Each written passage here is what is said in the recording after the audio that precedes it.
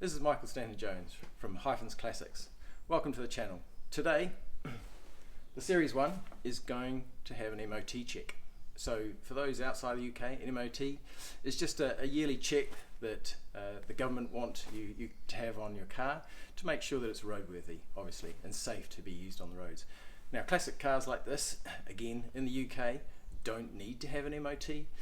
However, as a garage enthusiast or part-time enthusiast in cars, and as I've stripped this thing completely, as you've seen through the videos, I just want to double check or have someone else have a look at the car and make sure that what I've done is safe on the road. Just a bit of peace of mind.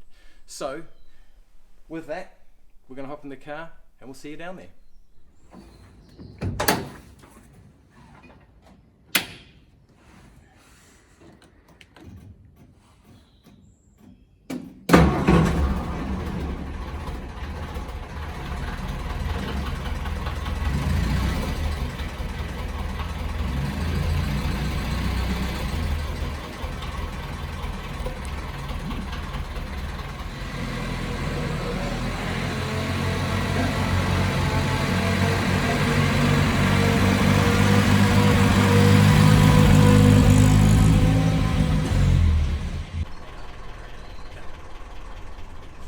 Okay, so good news. This, just talking through some of the lights and the dash panel. This is the choke light, which is working today. For some reason it hasn't always worked, but today it's working. As you can see, chokes out, chokes in. Always good to know on these old cars. This is a oil pressure light, so down on the block, just outside the block, there's a sensor where oil feed comes out and then is fed up, very thin pipe up into the head. Obviously keeping all the valves nice and oiled up. Obviously very important, like that one. This one here is just a sensor in the back of the head, and it's just detecting the temperature inside the engine. So after a while, when the engine warms up, this should go out. I don't think I've run it probably long enough yet, but we'll see if that's working. I think either the sensor is, well, it's an old sensor. We'll have a look and see how we go with that one.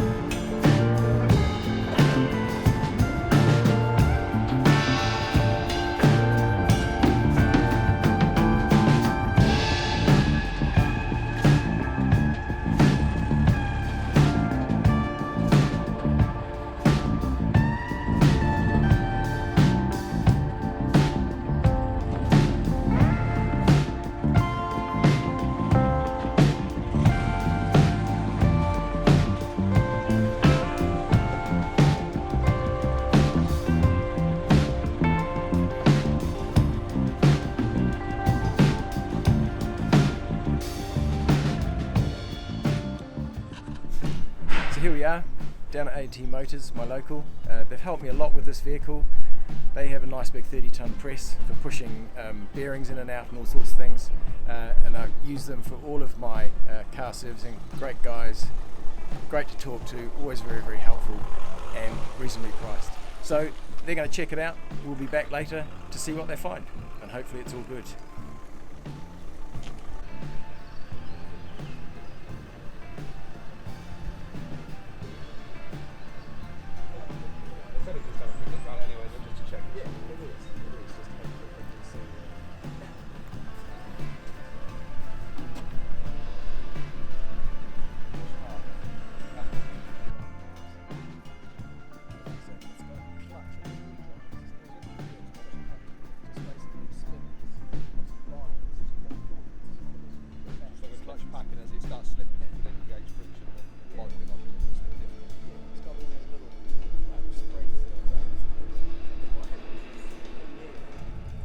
Okay, we're just going back down to the garage, AT Motors.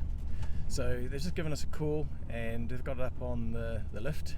Everything seems to be checking out, but there is a slight issue, and this is something I was expecting. So when I first was driving it around, it seemed quite fine, no major issues. Always checking the brakes because you know, they're not easy to bleed, but we had those. I thought I had them done pretty well. I have also then looked to adjust them after learning different things from different people about the best way to bleed brakes, and I'll talk about that in a little bit. But there seems to be something sticking. The guys down at the garage here have again had it up on the lift, which is always handy when you've got one, and the fronts seem okay. It's the rears. So the rears, he's finding he can't turn the wheel either way when it's sitting in neutral. So there's definitely something binding. It's something I thought was wrong. Now it's just a matter. We're just going to pop down there now while he's still got it on the lift and have a quick look, see if we can see anything. I did go through the transmission handbrake the other day and found that was a bit sticky, but I'd adjusted that so that the drum fits on nice and easily. So yeah, hopefully it's not too serious, but we're on our way and we'll see what we can find when we get there. So it does the prop turns, but it won't go the other way. So either it is, because I know it's permanent four-wheel drive, but it still should move because you would never go around a corner unless that's a bit odd. Yeah, no, it is. I mean the brake's dragging anyway a little bit because it is difficult to turn, but it does. I know now it's locked up there. Yeah, see that's locked up. Axle stand it then. It's a problem. No, I wouldn't be able to get any axle stands on here. No. It's a problem with these. Yeah, it's all on the floor because you could put axle stands anywhere, but I'm only limited to this bit of space here at the moment, so I can't. No, that's right. I mean, at least understand, because you know when I was trying to check the brakes a little while ago, when I did the front brakes. You know, one of the way I get told to adjust these is you go and you adjust it, tighten them up, and then back it off a few times. and then you bleed them, then you back it off a few turns. Like this one, it was the same. You can turn it forwards, but you can't turn it backwards. And that one turns free over there. Yeah. So, and it's interesting because the front, I would expect. I remember when I took it apart, the front would turn one way, not the other, because I think it's the clutch mechanism, but I don't know why. But maybe that's doesn't what seem that to is. make sense. But with the back, I'm kind of more concerned about the back not doing. But it wasn't even trying to turn that. No, it wasn't. Was it? When you were doing anything, but so it makes me think it was possibly a brake issue. But Yeah. Oh, I'll at least take you could back see it. Yeah, I can see it. But it is. I mean, it seems to go along okay though, which is odd. Yeah. They don't have a transfer like a. I don't know. Maybe it is locked in there. I can't imagine it would be. No, it shouldn't be. Would it? Not for road use. It shouldn't be. It shouldn't be locked. No, not at all. Something maybe is locked in that different. Yeah, because this is the forward drive. So the clutch just sits in there. It sits in there, yeah. The forward drive and the clutch. So you've got the forward drive. So obviously the gearbox here comes to the transfer case. It should be allowed to turn at central speed. Yeah. So you've got your high-low selectors in here.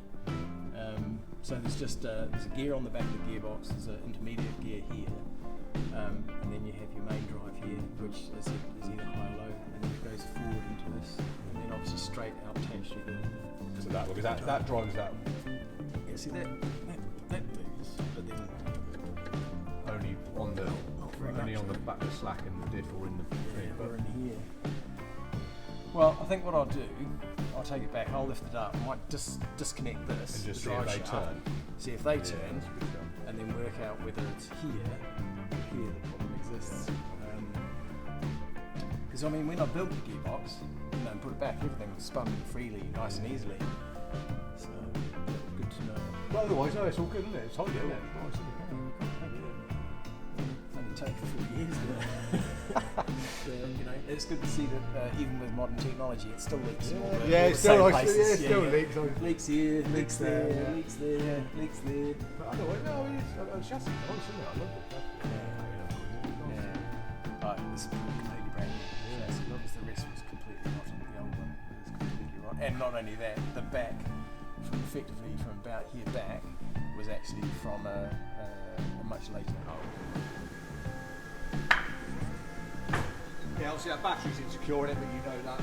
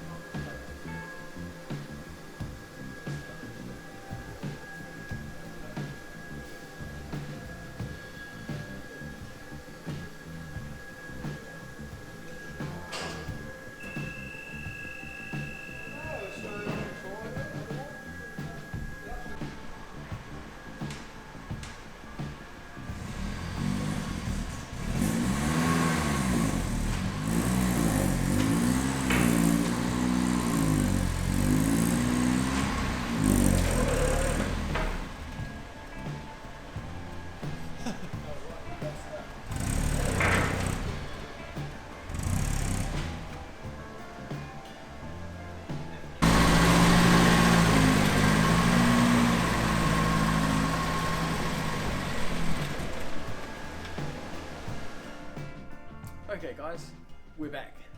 So we made it down there and back in one piece, which is fantastic. As you've noted, we went down there, and while Alan at the garage didn't really find too many things wrong from an MOT perspective, from a just check, everything seems to be sound, everything seems to be working, which is good. Well chuffed that everything's working. So what it is the rear of the car. When he jacks it up and you start try and move the wheels around, checking the bearings, etc., etc., they seem to, one side, I think it was the near side, seems to work okay. The far side, he could turn it one way but not the other. And then after a while of turning it in that direction, which was in the forwards direction, that would bind up, and then you couldn't move the wheel at all. On this side, when you moved it, tried to move it, there was you could see the prop shaft wasn't moving, and then it becomes quite difficult to move backwards. So we drove it back. Obviously we're back here.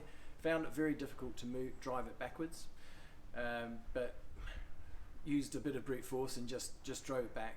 When we start moving forwards again though, it seems to come free, and driving it forwards, driving back up the road, it was absolutely fine, no problems at all. And when we got it up here, and I reversed it back in, it seemed free again. So it's almost like a wind-up clock, I guess, in some respects, where after a bit of turning it backwards and backwards, this thing seems to lock up. So a little bit earlier, I said earlier, I've checked the transmission brake, so that's not binding, or if it was, I've certainly I've beveled off some of the edges, and made sure that the drum sits nice and free and comes on and off quite easily. I will check the brakes again in the rear. I have done that before to double check those drums, but we'll do it again to make sure that's right. The next thing to check will be to get the whole thing up on jack stands, not just the back, because I think when it was down at the garage, he only had one jack, so he could only do the back. So we'll get it all up on jack stands. We'll try moving the wheels backwards and forwards and see where they get to, if they do still stick with all of the whole car up. If it does stick, then what we'll do is we'll disconnect the drive shaft in the back, and then see what happens there. Try and work out if it's the diff that's causing this issue, or if it's something in the gearbox or transfer case. I'm kind of hoping that It's not in the gearbox and transfer case, because if it is, that's going to be a pain to take out. At least with the diff, it's going to be a little bit easier. But so that's it for now. She's made it down, she made it back, all in one piece, which is great, and she's effectively passed an MOT. We just got to work out what's going on with that stickiness, and the brakes seem to be all good as well. So pretty happy with that result.